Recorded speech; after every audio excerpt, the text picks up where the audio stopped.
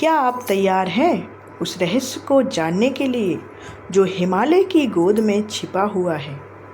तो इस रहस्य को जानने के लिए वीडियो को अंत तक ज़रूर देखिएगा।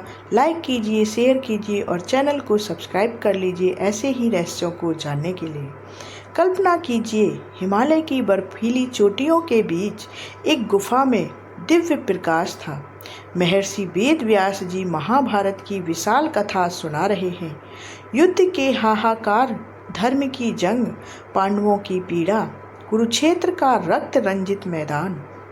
उसके सामने बैठे हैं भगवान श्री गणेश, हाथ में कमल जो कि दांत की थी, लिख रहे हैं बिना रुके।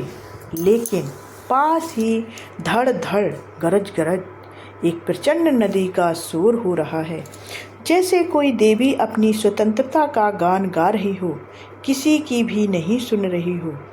इस लोग डूब रहे हैं, एकाग्रता भंग हो रही है उस शोर से। फिर आता है वो पल, क्रोध का, श्राप का और एक पवित्र नदी का अदृश्य हो जाना। यह कोई साधारण कथा नहीं है, यह ज्ञान, अहंकार, दिव्य न्याय और अनंत रहस्य की दास्तां है। आइए इस सनातन रहस्य को और गहराई से और दिल दहला देने वाले अंदाज में खोलते हैं, हर छोटी बड़ी जानकारी के साथ। तो सबसे पहले जानते हैं माड़ा गांव के बारे में, जो भारत का आखिरी गांव है जहां इतिहास रुका और रहस्य शुरू हुआ। उत्तराखंड के चमोली जिले में बद्रीनाथ धाम से महज 3-4 किलोमीटर दूर माड़ा गांव है। ऊंचाई करीब 3200 मीटर है उसकी। ठंडी हवाएं हैं, बर्फ से ढकी चोटियां हैं और वो रहस्यमय नदी जो यहाँ आकर अचानक गायब हो जाती है, वो भी इसी माड़ा गांव में है। सुबह की पहली किरणें हिमालय पर पड़ रही हैं। चट्टानों से फूटता नीला सफ़ेद पानी जोर जोर से चट्टानों से टकराता है। फैन उछलता है, गर्जना करता हुआ आगे बढ़ता है। कुछ 100 मीटर आगे बढ़ता है, फिर सन्नाटा छा जाता है। जमीन निगल लेती है नदी को। लोकल्स इसे गुप्तगामिनी या अंतरधारा कहती हैं।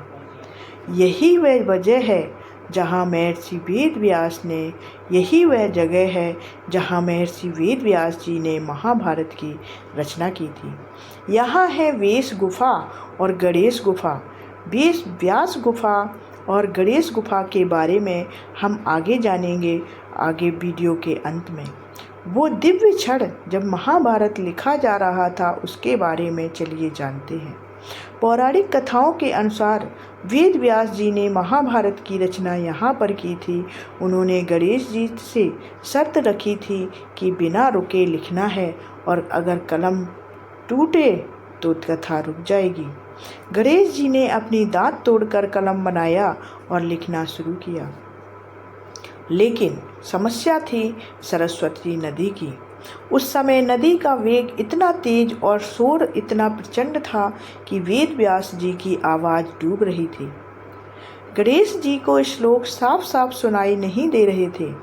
वेद व्यास जी या गणेश जी ने नदी से विनती की कि माँ सरस्वती, थोड़ा धीमा बहो, आवाज़ मत करो।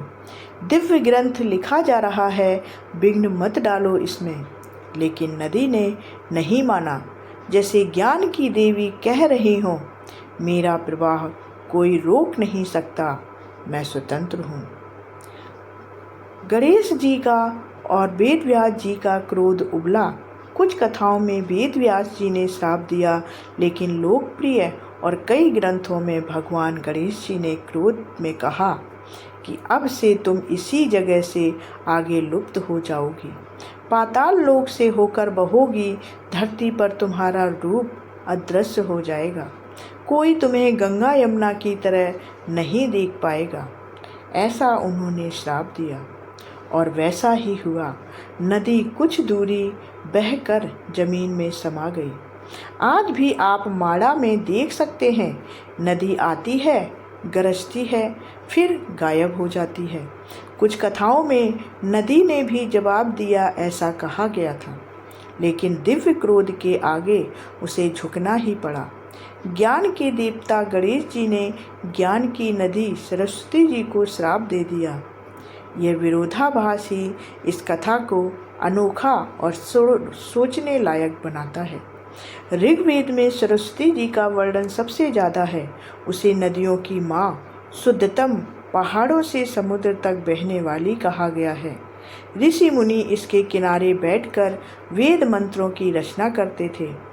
महाभारत और पुराणों में भी इसका विस्तृत उल्लेख है। यह नदी हड़प्पा सभ्यता से भी जोड़ी जाती है। सरस्वती नदी को देखकर या ध्यान से साधक को आध्यात्मिक शांति, बुद्धि या वाणी सिद्धि मिलती है। पूर्वजों के तर्पण में इसका जल अत्यंत महत्वपूर्ण है।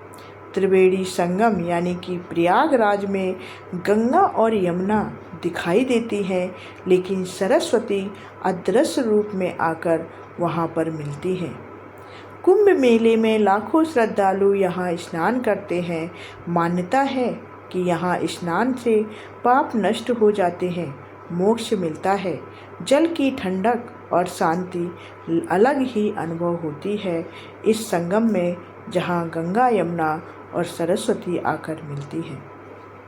अब जानते हैं व्यास गुफा और गणेश गुफा और भीम पुल के बारे में, जहाँ महाभारत जन्मा और पांडवों ने स्वर्ग का रास्ता पकड़ा। कल्पना कीजिए हिमालय की ऊंचाइयों पर 3200 मीटर से ऊपर, जहाँ हवा भी ठंडी ठंडी कहानियाँ सुनाती है। चट्टानों के बीच दो गुफाएं, एक के पास दूसरी, एक में ज्ञान का सागर बह रहा है, दूसरे में दिव्य लेखनी चल रही है। और ठीक पास ही प्रचंड सरस्वती का शोर है, जो एक पुल बन गया, लेकिन नदी खुद गुप्त हो गई। यह कोई साधारण जगह नहीं है, यह माड़ा गांव का दिल है, जहां इतिहास, पौराणिक कथा और आस्था एक साथ सांस लेते हैं। आइए इन रहस्यमयी स्थलों को और गहराई के साथ खोलते हैं। तो चलिए जानते हैं व्यास गुफा, जहां महाभारत की रचना हुई।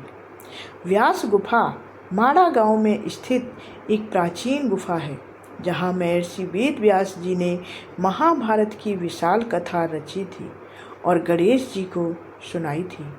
कल्पना कीजिए उस दिव्य दृश्य को कि अंधेरी गुफा में मंद मंद दीपक जल रहा है। बाहर सरस्वती की गरज है। वेद व्यास जी बैठे हैं, उनकी आंखें बंद, मुख से श्लोक की धारा फूट रही है। कुरुक्षेत्र का युद्ध है, धर्म संकट है, भगवान कृष्ण का उपदेश है, पांडवों की वेदना है। हर श्लोक में हजारों साल बाद भी गूंजने वाली सच्चाई है। यह गुफा महाभारत के अलावा 18 पुराणों और ब्रह्म सूत्रों की रचना से भी जुड़ी मानी जाती है। लोक मान्यता है कि यहाँ बैठकर वेद व्यास जी ने वेदों का भी विभाजन किया था। अब रहस्यमयी बात कि गुफा छोटी है, लेकिन उसकी ऊर्जा अपार है। श्रद्धालु यहाँ बैठकर ध्यान करते हैं तो कहते हैं कि मानो वेद व्यास जी की उपस्थिति अभी भी महसूस होती है। शोर के बावजूद एकाग्रता कैसे बनी रही, यही तो यहाँ की दिव्य लीला है। अब चलिए जानते हैं गणेश गुफा के बारे में, जहाँ गणेश जी ने लिखी महाभारत।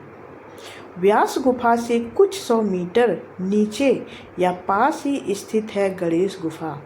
यहाँ भगवान गणेश जी बैठकर वेद व्यास जी की कथा को लिखते थे। शर्त क्या थी? गणेश जी ने कहा कि मैं बिना रुके लिखूंगा, लेकिन अगर आपने एक भी श्लोक रोका तो मैं लिखना बंद कर दूंगा। वेद व्यास जी ने भी मुश्किल श्लोक चुनकर चुनौती दी कि गणेश जी ने अपना एक दांत तोड़कर कलम बनाया और लिखना शुरू कर दिया।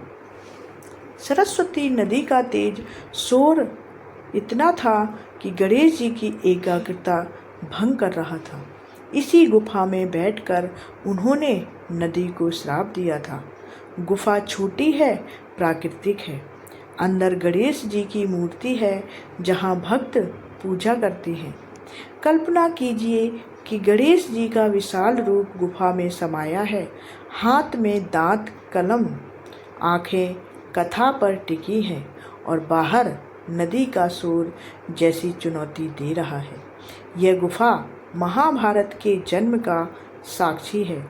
1,00,000 श्लोकों का ग्रंथ जो आज भी दुनिया का सबसे बड़ा महाकाव्य है, यहीं पर लिखा गया था।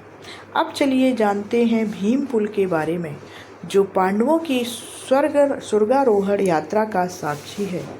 भीम पुल सरस्वती नदी पर बना एक प्राकृतिक चट्टानी पुल है, जिसे लोक कथा के अनुसार भीम ने अपनी अपार शक्ति से बनाया था।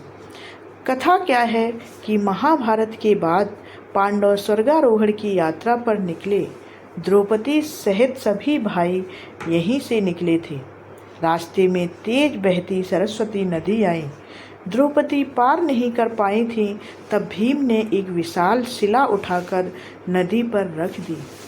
तभी यहीं से बना भीम पुल। पुल इतना मजबूत है कि आज भी श्रद्धालु और पर्यटक उस पर चलकर पार करते हैं।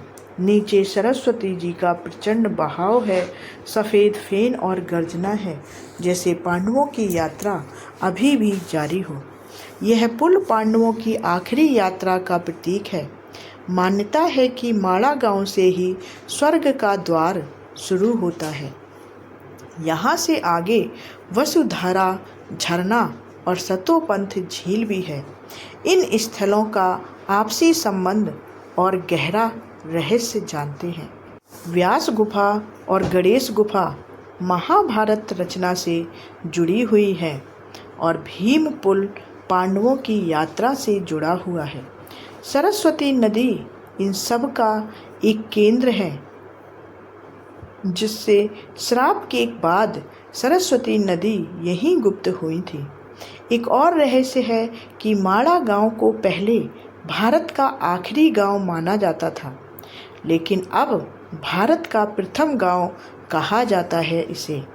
यहाँ भोटिया समुदाय रहता है। सर्दियों में गांव खाली हो जाता है। श्राप ने नदी को अदृश्य किया, लेकिन ज्ञान को नहीं मिटाया। सच्चा ज्ञान कभी दिखता नहीं, लेकिन बहता रहता है, ठीक सरस्वती की तरह। आपके लिए एक सवाल है कि क्या यह श्राप सजा थी या दिव्य योजना? क्या सरस्वती हमें सिखा रही है कि अहंकार छोड़ो, धैर्य रखो और सच्चा प्रवाह रूप बदल कर भी जारी रहता है? कमेंट करके हमें ज़रूर बताएं। मिलते हैं अगले रहस्य और अगली कहानी में। तब तक के लिए जय गणेश, जय माँ सरस्वती, जय श्री कृष्णा। धन्यवाद।